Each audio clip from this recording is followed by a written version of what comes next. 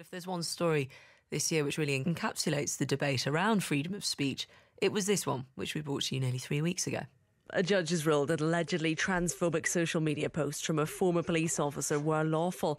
Harry Miller was contacted by Humberside Police last year after a complaint about his tweets. He was told he hadn't committed a crime, but it would be recorded as a hate incident. The High Court found, though, that the force's actions were a disproportionate interference in his right to freedom of expression.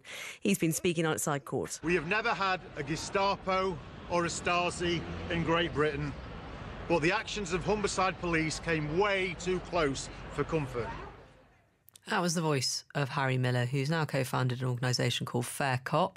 It describes itself as a group of individuals who've come together over shared concerns about police attempts to criminalise people for expressing opinions that don't contravene any laws. Good morning, Harry. Yeah, good morning. Can you hear me? We can. Thank you for joining us today.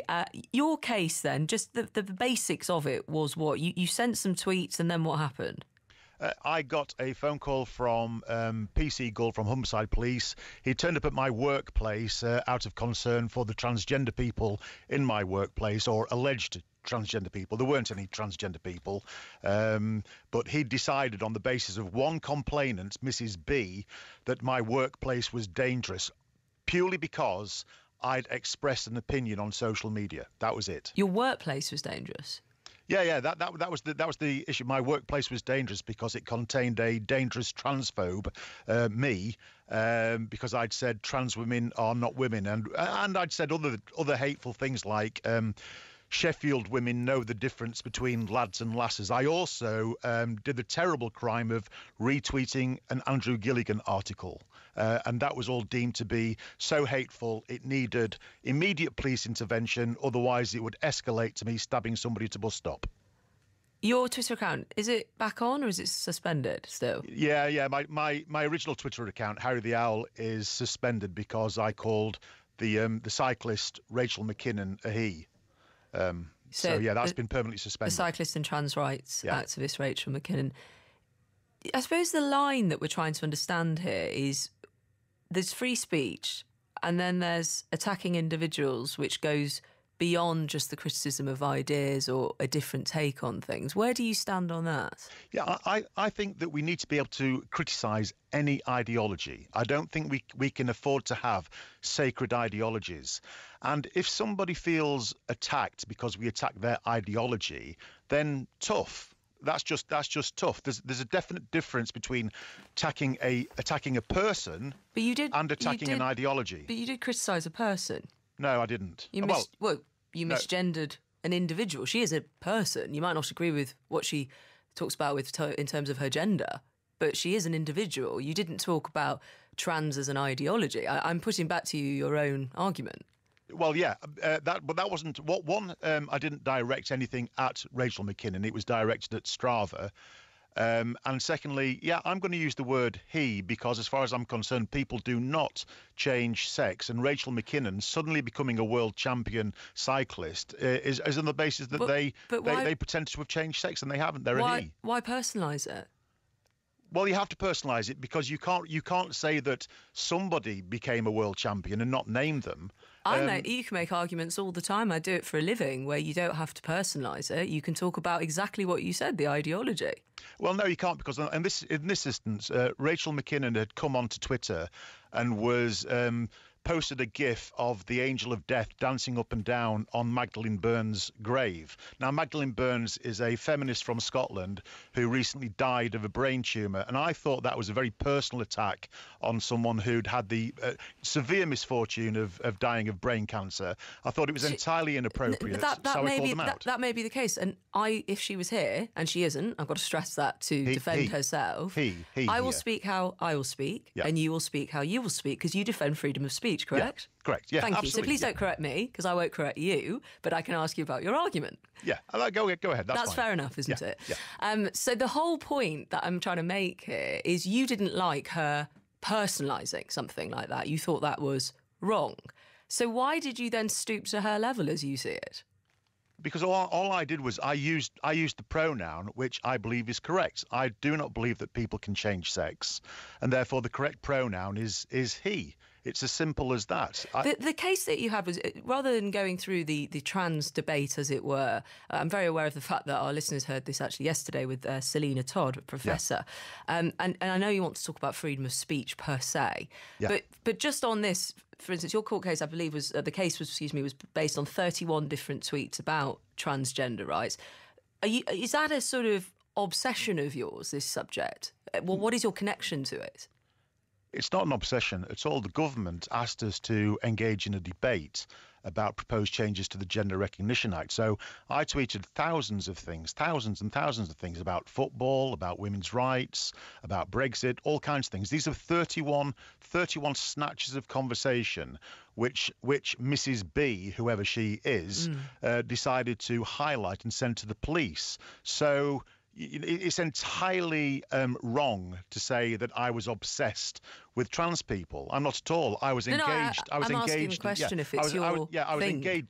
I was engaged in the political debate. Now, I think if we are going to allow men to self-identify as women, and the government has asked us to engage in a debate about that, I think we are duty bound to do that. Do you ever worry about it bleeding over into harassment? No, not at all. I think any sensible person knows the difference between attacking an ideology and sort of going at somebody simply because they have a protected characteristic. We don't do that. I've never done that. Not everybody does know it, though, do they? That's the reality. You feel you know it, and you're someone who is very passionate about this, but we do have people, away from the trans issue right now, let's take it on to other things, where it is harassment.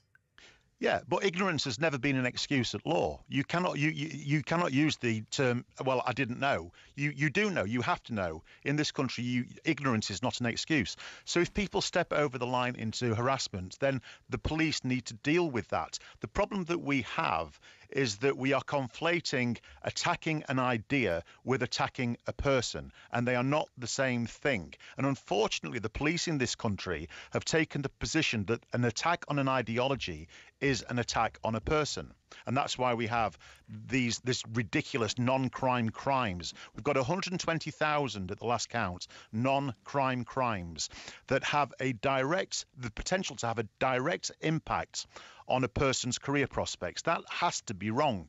If somebody's committed a crime, yes, or if somebody is about to commit a crime, then absolutely the police need to be involved. But you cannot start policing people's thoughts, and you cannot start protecting an ideology. That is thought policing. It's Orwellian. And the judge said, we've never had a Gestapo, a Stasi, or a Checker in this country, and we're not starting now. There's no specific law criminalising Holocaust denial in the UK, to take it to something else. Good. Such laws do exist in other countries. Yeah. Why do you say good? I agree with Lord Sumption that the idea that you should criminalise an idea is ridiculous. It's not in the purview of the state to criminalise an idea, no matter how ridiculous that idea might be. Now, of course, Holocaust denial is a ridiculous idea, but is it criminal? No, of course it's not criminal. We must allow people to speak up so that we can recognise them for what they are, idiots. And therefore, you're a former police officer. Yeah. What do you make then of this role that the police, on this line that the police are now having to straddle? We were just hearing from one of our correspondents there about how many incidents the police are having to look across now because of the proliferation of content online. Yeah, well, one of the problems is that we have a real conflation between a hate crime and a hate incident. Whenever I talk about hate incident, people always turn it into hate crime, and there's a difference. We have to separate those two things between incident and crime. Secondly, we have a position now where the police have clearly been ideologically captured by Stonewall. You look at the documentation, and Stonewall have written their documentation. They're hiding quite openly. They're flying the Stonewall flag. They're becoming champions. And so what they are doing, the police have become a political force. They are the political wing of the state. The Humberside Police statement says our actions in handling the incident were carried out in good faith, but we note the comments of the judge and will take learning from this incident moving forward. The College of Police Guidance is currently being revised and will hopefully offer further clarity to forces as well as the handling of hate incidents. I'm just minded to also ask you, because of something that's happened this week, about Caroline Flack's law. Have you seen this? The support that this particular petition has had? Nearly 1 million signatures handed into the government. This is around press regulation, which of course speaks also to freedom of speech. There's huge criticism in some quarters of the way that those in the public eye are hounded outside their homes. Of course, police then have to get involved with that sort of stuff on a physical level, and the types of stories that are written. And then at the same time, free speech is what's valued. What would you say to those who may have signed that petition this week to try and curb the press? Well, I think the press has to be responsible. The Leveson inquiry made that quite clear. I think harassing people because of what they've said in the past, I think cancel culture, etc., it's an absolute nonsense. And Douglas Murray was absolutely correct.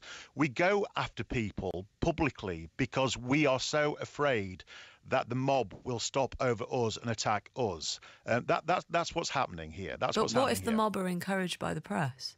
Well, the press have got a responsibility to not encourage. Do you support further? Do you support? Because basically, the issue with Leveson, not to go into all the details of this, for some quarters, is that it was meant to have independent regulation of the newspapers. Yeah. And the criticism of Ipso is it has yet to issue the £1 million fine it can issue.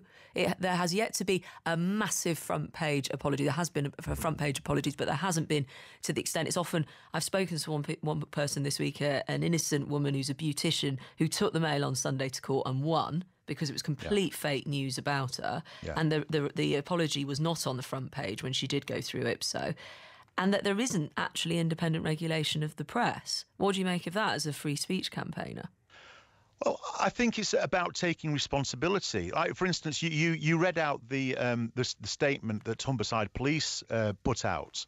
Now, having fought with them for over a year, they've been called the Gestapo, the Stasi and the Checker.